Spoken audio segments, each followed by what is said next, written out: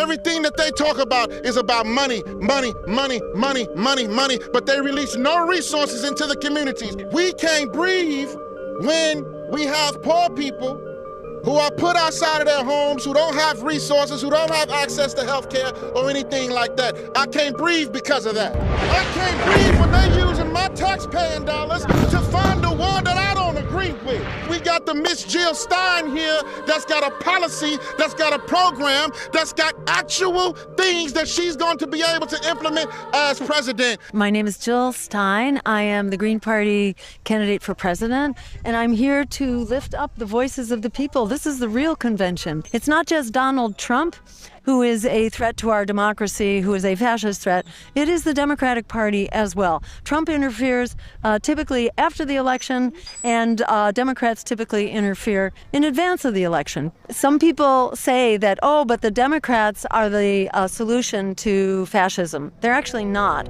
They are the cause.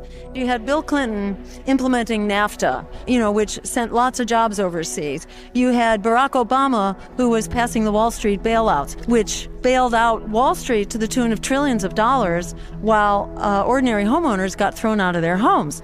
The long and short of it is that about 30 million people have lost their jobs over the last 30 years. Lots of it due to Democratic policies. We must be stronger, more determined, and more committed to saving America. That is what drives the surge to the right, when people are insecure and then they're goaded into demonizing others, and it becomes a game of divide and conquer. Here in America, we only have Americans. We don't need to be a country dominated by foreign illegal immigrants. Sorry, I don't want you here. And you're demonizing immigrants, which is a lot of, what the right wing typically does. Democrats are driving those policies. Furthermore, it's the Democrats who are funding the most extreme Republicans. We will make America great again. This may sound kind of crazy. It actually is very crazy. You may have heard of the Pied Piper strategy, which was how Donald Trump was lifted up by the Hillary Clinton press contacts,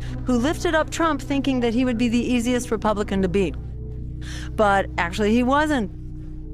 In 2022, they're still using that game plan, and they spent in 2022 in the midterms $50 million funding the most extremist Republican candidates for Senate and Congress. What at first glance looks like a typical campaign message for a Republican primary candidate is actually an ad paid for by Democrats. Democrat Service responsible for the content of this ad. It's part of a national strategy. Official Democratic campaign arms and outside groups are pumping millions of dollars into Republican contests in at least 7 states, betting that Trump-faithful, election-denying candidates will be less competitive in November. So they help launch the careers of very extreme Republicans because they'll be easier to beat in the general, but in the meantime, they launch the political careers of real extremists. So in my view, it's a pox on both of their houses. Neither of them are going to fix this for us. They're both working for Wall Street and the war machine, and they are both a threat to our democracy. So I reject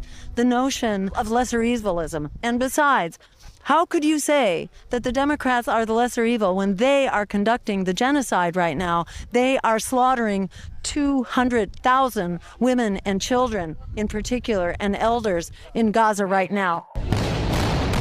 With Trump, it's a hypothetical. With Biden-Harris, it's not hypothetical. It's actually happening now.